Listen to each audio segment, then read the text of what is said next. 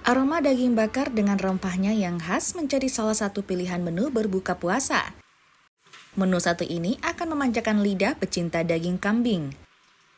Menu ini dapat dinikmati di restoran Swiss Bell Panakukang, Makassar. Menariknya, proses membakar dan membumbui dilakukan di hadapan pengunjung. Selain kambing guling, ada juga hidangan sop kambing dengan kuah asam manisnya. Yang paling best seller menurut saya kambing guling, dan kedua ada di belakang sup kambing. Kalau rasanya ini beda dari yang lain karena ini saya sudah nambah 4 kali. Nasi goreng yang dipadukan dengan bumbu kare kambing melengkapi ragam hidangan berbuka puasa.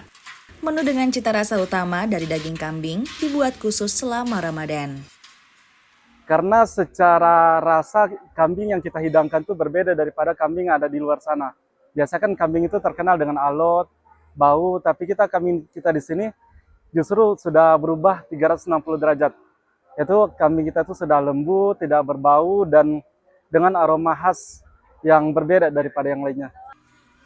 Tak hanya olahan daging kambing, di tempat ini juga menyediakan aneka kue dan minuman untuk berbuka puasa.